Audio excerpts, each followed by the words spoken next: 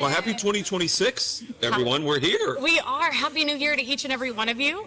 We are coming to you actually from the 11th floor of the Disneyland Hotel in the incredible High Keys Lounge. So hopefully you get to enjoy the view of not just our amazing faces, but downtown Disney and California Adventure. And this is a first for me. It is. Dr. Disneyland, never been up here before. Listen, I'm kind of a big deal, right? I know people. I don't know anybody. You know, you are kind of a big deal when you believe that you're a big deal. Here's something everyone can take into 2026. It's not what you believe, it's how hard you believe it. Trust me, folks, Kristen believes she is a freaking big deal. Listen, I wouldn't be here if I didn't. But like you said, that's half the battle, right? So often we get stuck in our heads and we get wrapped up in that voice that tells us we're not good enough, or we're not popular enough, or we're not successful enough. Well, yeah, we're not yet. But why don't we pretend that we are now and just kind of live like it? Exactly. And our success will catch up to us. And it's funny you say that, because that's actually what my first blog for 2026 is all about. It's this idea of remembering your future. Yeah. You know, so many of us, we stay stuck in the past, whether it's 2025 or, whatever happened 10 years ago, 30 years ago. And as a result, we just sort of live the same day and the same life over and over and over again. If that's not what you want your 2026 to be about, then you need to envision what you want to be and where you want to be exactly 1 year from now, and then get up every single day and remember it as if it has already happened. Jeff, I will never forget the first time you talked to me about that back in August, because prior to meeting you, I was living in the Kristen that has been walking the earth for 41 years. And there's comfortability in that, right? Oh, absolutely. We don't like change. We don't like it when things get a little uncomfortable. And so we bail. And, gosh, we could go on and on about some of those first conversations we had. But one of the first ways that you encouraged me to kind of challenge my thinking is to break away from that routine of leaning back into my past, the oh, woe is me. Do you remember the first thing that you asked me or alluded to when it came to my writing? Kristen, I'm 62. I've had 2 freaking brain surgeries. I don't remember what I had for breakfast. Let's have a moment of silence for his brain surgery. Hold on. And my age. Yeah. Okay, well. You had asked me, why aren't you writing? Because that's how we met. We'll get into that in a minute. But he had asked me, why are you not writing? And I came up with a laundry list of reasons why. Because I knew you would. My ADHD. I'm a full-time teacher. I'm raising a child with special needs. I don't have the time. Yada da da da da. I think I even threw up some childhood trauma. And you're like, that's great. And literally, straight-faced, was like, I don't care. That was our first meeting. Well, I probably said it something like this, knowing me. You can have your success, or you can have your excuses, but you can't have both. You have to choose. And at that moment, I did just that. I made a simple, quiet decision. There was no fanfare. There was no posting online about it. I was just like, okay, I've lived my life up to this point the same way. And what's changed? Nothing. So on some random day in August, via the Zoom call, I decided, okay, let's try that. What do I have to lose? Nothing. What do I have to gain? Everything. And it has been absolutely phenomenal ever since. Well, thank you. And, for our audience, that is the challenge for 2026, right? Yeah. Whatever it is you want to do this year, whatever it is you want to accomplish, that vision of the future that you have for where you want to be exactly 1 year from now, life's going to happen. Yeah. And obstacles are going to get thrown in your way. Yep. And it is always a choice. And again, you can have your success or you can have your excuses. You can't have both. And so a year from now, I want you, I want myself, I want everyone who is listening or watching to have their success rather than holding on to their excuses. And here's another little tidbit. Ooh. Whatever you defend, these are good. You get to keep. Ooh. So if you defend your excuses, Yes. and I'm sure they're valid, right? Yep, they Everything are. you said about your life, 100% It's true. true. And you can defend them all you want, and then you get to keep them, which gets you where, Kristen? Absolutely nowhere. Exactly. So it's choice. Yeah. And I think about where we are, here at Disneyland. I think about Walt 70 years ago. And one of my favorite stories, I shared in my keynote, is him bringing Art Linkletter out to the property in the middle of construction. Mm-hmm. And he immediately starts showing where Main Street USA is going to go, Right. and how the Jungle Cruise is going to meander in Adventureland. Yep. Dumbo the Flying Elephant soar over this crazy place Walt Disney called Fantasyland. And of course, Art Linkletter didn't see any of that. Right. But what was Walt doing in that moment? He was remembering the future, Mm-hmm. a future that would start on July 17th, 1955. I love it. And I can't help but think, what would our life be like had that decision to live in the success of his future never have occurred? Well, this would be a strip mall or some a sort parking of garage, just suburban some- housing development. Right? Another Kaiser. And then there's that. Right? Yeah, it blows my mind. And it's funny because I think the secret to success, I believe, is really quite simple. Not easy. Overcomplicated, correct. And two things can exist at the same time. Both things can be true. The most simple decision I have made by far is just to say yes to myself, to my book, to a podcast, to my working relationship with Jeff. All I had to do was say yes. It took me 41 years to do it. And that's okay. Yeah. Because I believe It needed to. I believe that things do happen when they are supposed to happen. Not Right. that we don't need to take action. Not that we don't need to. Be an active role in that. Yeah. Correct. But I know, I started telling people, I wasn't quite as quiet as you were in August, but I started telling people in June of 1991, I'm going to write a Disneyland book one day. 1991. Were you even born? Listen. 84. Oh, okay. Yeah, I was still a wee lass. But yeah, I was born. Okay. And of course, I had no idea what that meant, and I had a million woe is me reasons Sure. for why I couldn't figure any of that out. Yeah. And finally, it happened in 2015 after getting sick. Do you need to take a drink right now? Because I, made reference to it again. Hold on. For those of you that are just tuning in, Jeff is not a one-time, but a two-time brain tumor survivor. It took getting sick for me to finally say, screw it. I don't care that I don't know how. Yeah. We're doing this thing. The book is better Right. 30 years later. Oh, God. It just came to me. Walt was later in life. You'll probably know his age when he opened Disneyland in 1955. How old was Walt? 53. Okay, he was 53 years old at the start of Disneyland. Think of how much life experience, how much loss, how much failure, how many lessons he had to learn in those 53 years that all led up to the success, albeit not overnight, success of Disneyland. I got to enjoy for like the 80th time in a row his, the animatronic that they have on Main Street of Walt Disney. And he had alluded to this idea of how failing at an early age was instrumental in all of his success. And if we can't walk away with hope in our hearts with just that alone, then I don't have hope for 2026. Yeah, and let's apply this to January at the start of a new year. Here's what happens. If this sounds familiar, let us know. You say you're going to do the thing. Right. You wake up on January 1st with a lot of inspiration, a lot of motivation. The first 2 or 3 days, maybe even the first 2 or 3 weeks for some folks. Yeah. You're getting after it. Yep.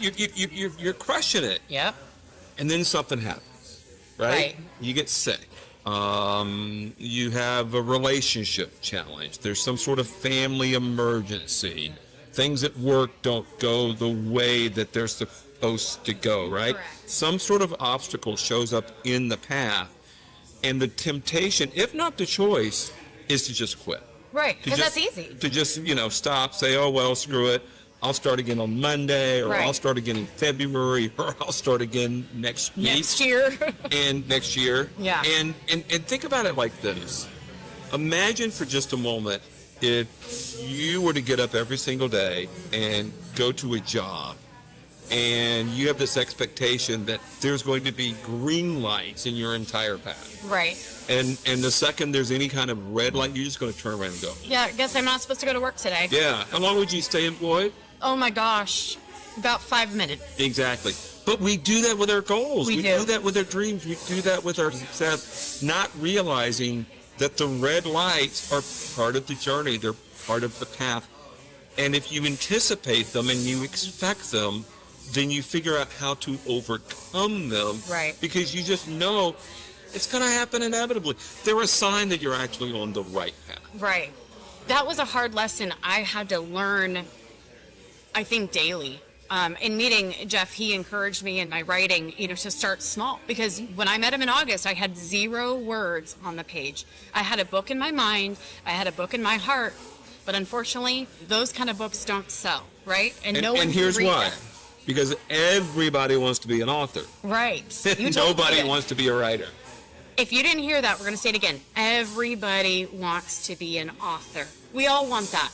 We all want the accolades. We all want to be that. in shape. Yes. Go to the gym. Yeah, but nobody wants to do the work to do it. And Jeff was so instrumental in just encouraging me to start small. I think one of the tasks that you had me do is shut up, sit down, and do nothing for 10 minutes. And if we could go back and look at the messages between us, I was like, you've got to be kidding me. What am I going to do with my hands? What am I going to do with I have to be quiet? Y'all, that was one of the hardest things I've had to do. Still is, trust me. Now I have a mic, so now it's official. But then that he's like, well, if you can't do 10 minutes, just try to do 5 minutes. And so now that I'm 20 chapters in, hoping to have it published by this summer, thousands of words on the page, right? I have to pull back and realize it just started with consistency and just shutting up for 5 minutes. And then after that, it was like, okay, every day you're going to give me 15 new ideas. 15 minutes of writing or 15 new ideas of maybe some stories you might want to talk about. And that's the example of it being simple. Right. Not necessarily easy. Right, but digestible. But simple. So, for example, sitting and doing nothing for 10 minutes, it didn't get any simpler than that, but wasn't necessarily easy. Oh my Right? God. The And- dogs wanted to play. I Of wanted to look at my course. cell phone because the cell phone addiction is real, right? There were so many things like creeping up that were like, oh, you should check this. Wait, look at the clocks. You need to start getting ready for work. Because mind you, I still had a day job during all of this too, right? So, yeah.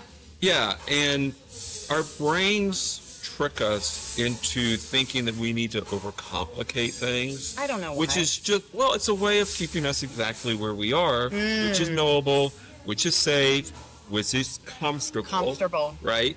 And strip all of that away. Yeah. Figure out a way to simplify your success, your goals, what it is that you want to achieve. Chances are you don't need another thing. You just need to settle for 10 minutes Yeah. and then work for the next 15 or 20. And I used to say this back when I was really into cycling. Was an avid cycler with Eric forever. And I used to tell myself, what seems like a workout now is one day going to be my warm-up. And nothing more could be true. Because now I crave that quiet time. I now spend an hour every morning without my cell phone, quietly reflecting, working just kind of like on my breath work and getting my brain and my heart in focus, to really meditate, so to speak, on what are my intentions today that are going to get me closer to my goal. And if I don't get that quiet time, it's almost like my whole day is shot. Like that intentional time sets me up for then the intentional work that I pour in to writing the book. And it's been just a recipe for success. And that's not to say that every day is easy or that I get as much done each day that I want to. And, he'll call me out a couple times and be like, Vicki, you right? Oh, no, I've been on vacation a couple days. Dude, no excuses. Just know that your dream is going to take that much longer to achieve. But I also think that's the gift of consistency. It is. Right? Yeah. it becomes a habit. It becomes an identity. It becomes who we are. I go back to the blogs. Yeah. We've got, thousands of subscribers, and this Wednesdays with Walt message goes out each week. Phenomenal. Now you're joining the team, which is the big news for me in 2026. And it used to be so laborious, and it used to take Wow. up so much time, and it used to be this incredible, like, emotional and mental, suck. And now, well, yeah, of course we're gonna send something out on Wednesday. Like I did that 3 weeks ago. I love it. Now it took that consistency, right? Right. And not every single week is earth-shattering. Not every single week is Right. massively inspirational or motivational. Does it have to be? Yeah, but I'll challenge you on that, because I remember the first time you messaged me, I screen some things that I'm going to post publicly through Jeff just to get his, amazing professional opinion. Even though he's been through 2 brain tumors, I do want to get his feedback. But there was one day that just got something on my heart, and I whipped something up together really quick. I think it was a picture of me holding both of Jeff's books when I was in the middle of Marceline, Missouri, visiting Walt's hometown for the first time. And it was this cool full circle moment. Not even a month later of meeting Jeff, here I am holding his books in the middle of small town America. It was neat. I just wrote about it. And he messaged me, didn't even tell him I did it. Jeff messages me, he's like, I think that's one of the best pieces that you have written. And so you never know how your gift is going to land with somebody else. No. And I think that maybe that's another message for 2026. We have many. We have lots of things. Let go of control and let go of the outcome. Yeah. I think we get very attached to the end result. Oh, of course. And as a result, we're hanging on to it, and we want to dictate it, and we want to define it. No, just be consistent and get busy and do the thing and be okay with whatever happens. Because I can tell you, I'll write stuff that I feel like I just, split the atom. Yeah. Or, invented sliced bread. Like, this is amazing. This is epic. And you get Crickets. nothing. Nothing. Be honest about how that really feels. Oh, it sucks. Initially. Yeah. It's hard. Not because I'm invested in that feedback, but because I think, like, this one was, like, really special. Right. And then I'll do something that doesn't really matter or resonate with me, maybe throw it together in the last few minutes, whatever. And dozens upon, and I'm like, really? Seriously? Like, that's what gets the feedback? You're like, wow, I really don't know anything. But No you- idea what I'm doing. But again, you can't control the outcome, but what you can control is your consistency. Right. And over time, you're going to start to see the return on that investment in ways, I could even argue, in ways that will blow your mind out of the water. I'm a control freak, if we haven't picked up on that yet. I like to be in control. We all do. But when it comes to this and what's been going on just since August, the only thing I had control over was saying yes, showing up for myself every single day, and staying consistent. What has come out of the fruits of that labor has been bigger, more magical, wilder than my wildest dreams. Truthfully. And I'm not saying that to make you feel good about yourself. No one cares. No. So let's bring this home. Yeah. As we head into 2026, the challenge for our listeners, the challenge for the audience is to do one thing, Yep. and that is to be consistent. Play the long game. Yes. We're in week 1 of 52 weeks. Correct. We are, as of this recording, day 3 of 365. And the temptation is to want it instant, to want it immediately, to rush, right? To that end goal that, again, we have absolutely no control over. Right. Just be consistent. Do the one thing, however small or however big, every single day for the first few weeks, maybe even the first few months. Yeah. Challenge yourself, push yourself. And be okay if it's uncomfortable. Oh, They don't that's a good call sign. it work for a reason. Yeah, exactly. When I'm most uncomfortable, Jeff reminds me, that's because it's working. And he doesn't know everything. He knows a little bit, but he's been right on every account of that thus far. Yeah. So So- let's wrap up with this story. Let's do it. Yeah, we celebrated the 70th anniversary of Disneyland's opening last summer. That celebration will continue on through summer of 2026. And I can remember the story of Walt bringing one of the Imagineers. Of course, it wasn't called Imagineering then; it was called WED. But he brought him out to what was then a construction site where Right. we are right now, and showed him what there was to see, which was like almost nothing. Yeah. And he says, half the time and half the money is gone.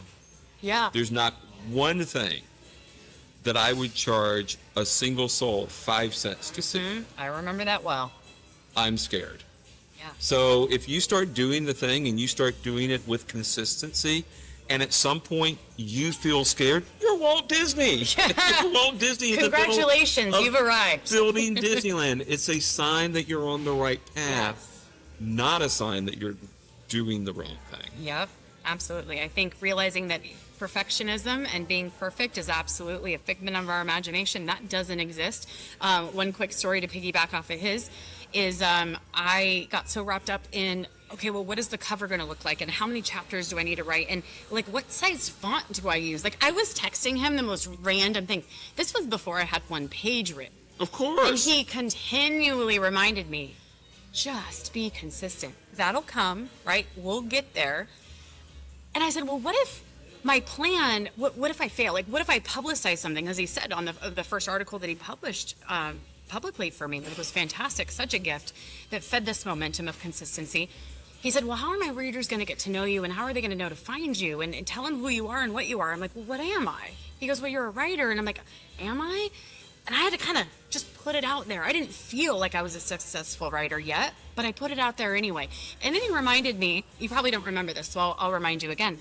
He said, look, when Walt designed his park, there were things on the original map and the original drawings of Disneyland that didn't necessarily even see the light of day. But not a single one of those thousands of people out in the parks right now are walking around with an original map saying, well, wait a minute, this is supposed to be here. Where is this? I want my money back.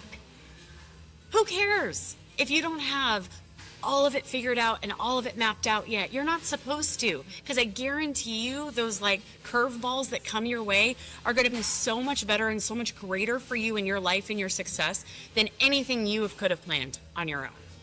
So happy 2026, everyone. Absolutely. Just get started. And if you have one goal, it's to be consistent. Be consistent.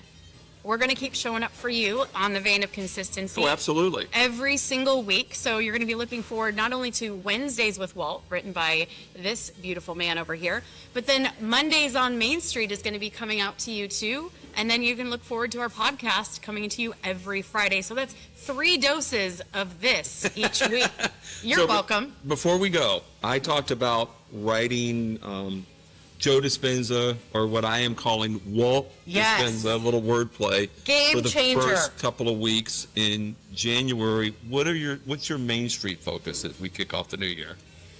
I really want to use this idea of how Walt designed Main Street to be kind of the opening credits to the rest of Disneyland. And so I want to really put us in the frame of mind where how can we set ourselves up, going back to consistency, with daily intentions that are going to lay the groundwork for us and set the stage for the magic that's going to be coming to you not only later that week, but of course later in life. Sounds awesome. Excellent. And I'm looking forward to it. I know everyone out in our audience is as well. Absolutely. We'll see you guys real soon. Dude. We did it.